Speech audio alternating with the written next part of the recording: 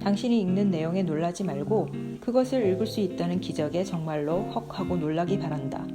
블라드미르 나보코프의 창백한 불에 나와 있는 글귀입니다. 인간의 진화 속엔 시각을 통한 언어의 이해, 즉 문자를 읽어내는 능력이 미리 설계되어 있진 않았다. 원시시대 사냥을 하고 초원을 뛰어다니던 우리 인류는 글을 읽지 못했다. 반면 현대인들은 글을 읽을 수 있다. 그렇다면 읽기는 불과 수천 년 전에 발명된 문화활동인 셈이다. 그런데 인간의 뇌는 어떻게 읽기를 할 수 있을까? 인간의 시각적 재인에 특화된 정밀한 신경 메커니즘이 있다. 그리고 인류 역사에서 아주 근래 이 영역의 뇌가 읽기를 위한 역할로 재활용되면서 인간의 읽기를 할 수 있는 능력을 얻었다고 글 읽는 뇌의 저자 스타니슬라스 드에는 말한다. 인간이라는 종만 유일하게 문화 환경을 창조하고 새로운 기술을 전수한다. 읽기도 그 중에 하나다. 그리고 문자의 발전과 읽기라는 무기를 장착한 인류는 동물의 등껍질에 새긴 글자들, 종이로 만든 책, 그리고 이북에 이르기까지 온갖 종류의 텍스트를 읽고 만들어낸다. 사실 우리는 읽기 습득을 꽤 쉽게 생각하는 경향이 있다. 아니, 읽기를 우습게 여기기도 한다. 읽을 수 있는 능력이 너무 당연하기에 읽기가 인간의 뇌 구조에 주는 변화와 인간의 기억력과 나아가 학습 능력에 주는 폭발적 영향력을 전혀 실감하지 못하고 살아간다. 하지만 읽기를 습득하는 과정에서 복잡하게 연관된 뇌 신경계들이 얼마나 바쁘게 일하고 있는지 안다면 우리가 습득한 읽기 능력에 무한한 자긍심이 샘솟을 것이다. 그래서 오늘은 우리가 가진 이 기특한 읽기 능력이 얼마나 막강한지 이야기해 보려 한다. 신경 재활용설. 뇌의 기존 신경들을 재활용하는 읽기. 인간의 뇌는 대단히 제한적이다. 그러나 뇌 구조엔 유전적 제약이 따르지만 어떤 회로는 융통성을 허용하는 방향으로 진화한다. 예를 들어 인간의 시각체계 중 일부는 환경에 구속되지 않고 읽기 능력의 습득을 위해 개방된다. 뇌의 구조는 호모사피엔스족이라면 거의 모두 유사하다. 그리고 중국어, 일본어, 영어 등 모든 언어를 읽기 위해서는 뇌의 동일한 특정 영역이 사용된다. 이런 사실들을 바탕으로 글 읽는 뇌의 저자 스타니슬라스 드에는 신경 재활용설이라 부르는 신경 문화 상호작용에 대한 새로운 이론을 주장한다. 다시 말해 인간은 기술적 학습을 할 때 원시적인 뇌를 재활용한다고 그는 말한다. 뇌는 백지 상태처럼 문화적 구성물들이 집합하는 장소가 아니고 그 일부를 기존의 용도가 아닌 새로운 용도로 전환할 수 있는 정교한 구조물이라는 것이다. 불완전한 구조와 유한한 능력을 가진 우리의 뇌는 시각 인식을 주로 담당하던 시스템이 읽기 기능을 위해 길을 터준 것이다. 뇌의 가소성, 즉 성장과 재조직을 통해 뇌가 스스로 신경회로를 바꾸는 능력을 멋지게 시연한 것이다. 나아가 이것이 고대 필경사들에게 읽기 발명의 기회를 제공한다. 루소는 인간의 뇌는 환경에서 모든 것을 흡입하는 빈 서판이라고 말했다. 하지만 결코 아니다.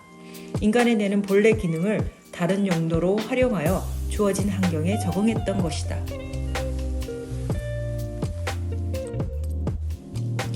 문화를 이루는 데 기여한 문자와 읽기. 고대 필경사들은 인간의 뇌가 쉽게 인식할 수 있는 형태, 자연에서 발견되는 유사한 형태의 문자를 만들었다. 자연에서 익숙하고 자주 접하는 형태들을 선택해 문자로 표기하는 것이 읽기에 쉽다는 것을 알았다. 이는 모든 문자들은 최소한의 뇌피질 변화에 의한 학습이 가능하도록 기호들을 선택한다는 신경 재가용설과 일치한다. 다시 말해 표기체계는 문자의 임의적 선택이 아닌 뇌가 습득할 수 있는 효율적 표기체계를 설계했다는 점에서 뇌가 읽기와 문자에 있어 아주 선명한 제약이었다는 것이 드러난다.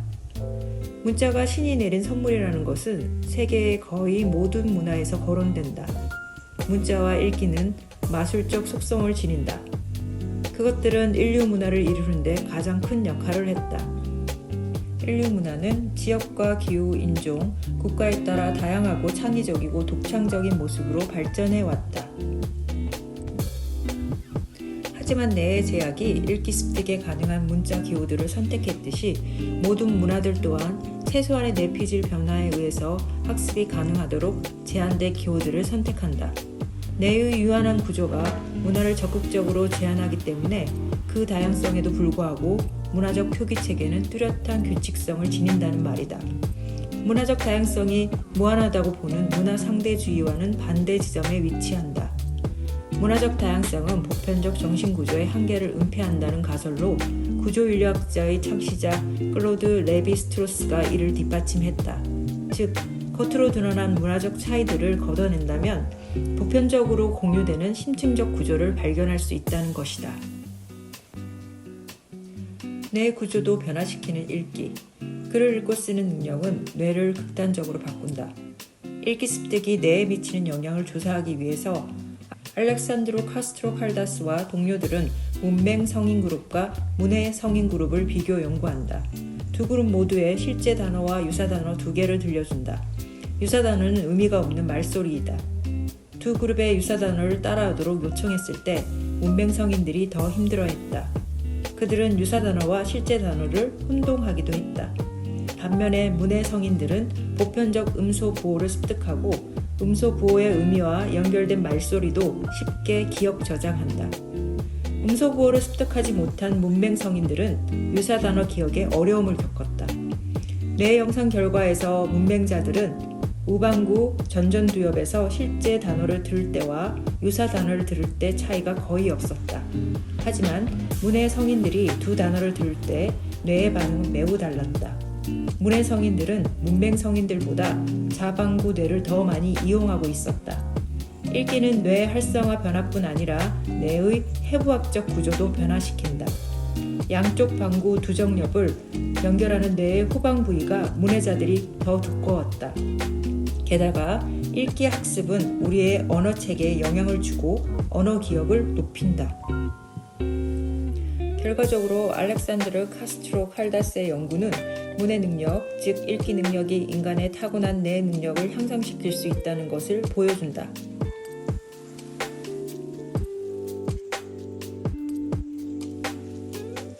현대인들은 읽기 능력을 하찮게 여기면서 산다. 그 능력이 우리의 삶을 얼마나 변화시킬 수 있는지 알지 못한다.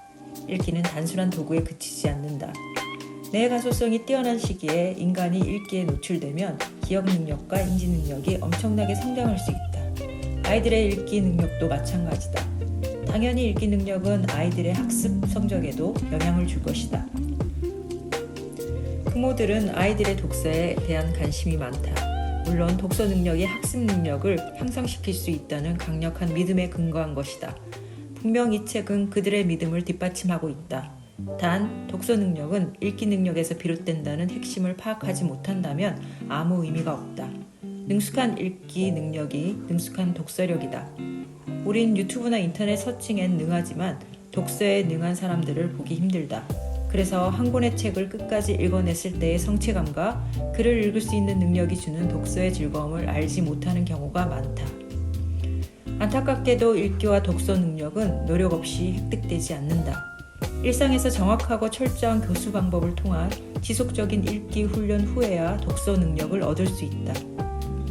하지만 혹독한 읽기 훈련을 견딘다면 억울하지 않은 멋진 보상을 만나게 될 것이다. 게다가 한번 습득된 독서 능력과 습관은 물질적 자산처럼 도난당할 가능성도 그리고 탕진할 가능성도 없다. 그렇다. 경제적이고 효능감 있는 쾌락이 바로 옆에 있다. 눈치채지 못했다면 지금이라도 세상 유일한 즐거움에 접속하자.